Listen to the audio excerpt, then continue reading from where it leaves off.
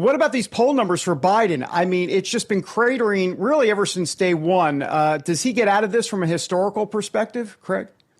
Boy, David, I don't see how he does. You know, presidential polling in the modern era, it's represented really by either a downward arc or an upward arc. Reagan was elected he got basically 50% of the vote, but then other than the recession of '82, when he went down to about 40% approval, he started upward, and then when he left office, he was at some polls had him at 70% approval. George Bush, of course, George Bush #1, during the Gulf War went up to something like 90% approval, but of course he lost 2 years later to Bill Clinton because he wasn't focused on the economy but on foreign policy.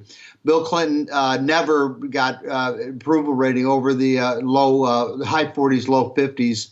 So presidential polling in the modern era, I haven't seen it quite as bad as I've seen it for Joe Biden. Of course, Jimmy Carter was elected with 50% of the vote, 52% of the vote. Went upward during the hostage crisis, went up to about 75% approval, but then went downward to 21% approval in the fall of 1980, when of course he lost in a landslide to Ronald Reagan. So Joe Biden, to sum it up, David, I know it's a difficult question, but to sum it up is that Biden's approval rating resembles Jimmy Carter's in that when he goes down hard, and I don't see him making his way back. Well, it's interesting you brought up Jimmy Carter. I've got about a minute left for this next question, but I'm curious about the comparisons between Biden and Carter. We've heard that before.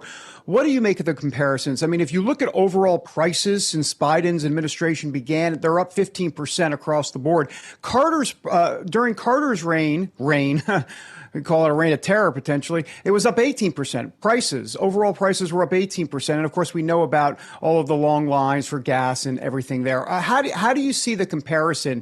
Because it was a different time period in America, obviously.